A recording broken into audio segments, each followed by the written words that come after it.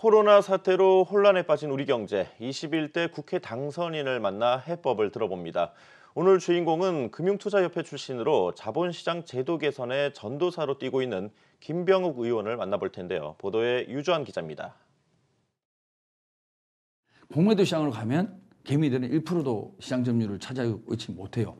거의 외국인 70%, 나머지는 기관 투자가 30%를 공매도 시장에서 플레이하고 있다는 겁니다. 20대 국회에서 손꼽히는 자본시장통으로 증권거래세 일부 인하와 공매도 한시적 금지를 이끌어낸 김병욱 의원.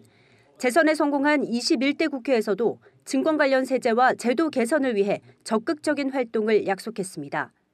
특히 공매도 제도와 관련해 대상 종목과 업팅룰 예외 조항을 대폭 줄이는 방안을 제시한 김 의원은 곧 발표될 일부 개선안을 시작으로 제도 개선에 꾸준히 나설 계획이라고 밝혔습니다. 거래된 체결 이하 가격으로는 주문을 못 내고 이 가격 이상으로 주문을 내게 하는 업팅률 예외 조항이 또 우리나라에 너무 많아요. 12가지나 됩니다. 그래서 제가 지속적으로 금융위하고 협의를 해서 이 업팅률 예외 조항을 대폭 줄이자 합의를 본 상태고요. 상반기 즈음에 이 합의안을 만들어낼 겁니다. 홍콩의 사례를 보면 시가총액 한 4,500억 정도 이상 되는 종목에만 공매도가 가능하게 돼 있어요. 근데 우리나라는 지금 변종목이거든요. 그래서 그 부분을 시가총액으로 구분을 하든지 안 그러면 코스피는 허용하고 코스닥은 안 하게 하든지.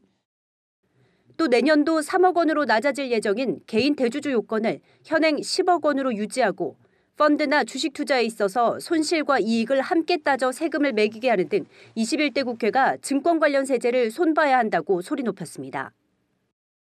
코로나19로 인한 경제 전반이 안 좋습니다.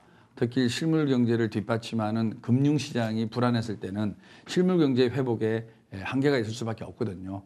그런 차원에서 대주주의 기준을 10억에서 올해 3억으로 낮추게 돼 있는데 좀 더 유연하게 대응을 해서 3억으로 낮추는 부분을 1년 이상 우리 금융시장, 증권시장이 안정을 좀 찾을 때까지 유예를 하는 것이 지금 우리가 선택할 수 있는 좋은 방법이다 이런 생각을.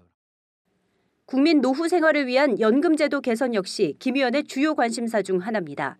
김 의원은 공적 사적 연금을 체계적으로 관리해 수익률을 높일 수 있는 방안으로 연금청 설치를 제시했습니다.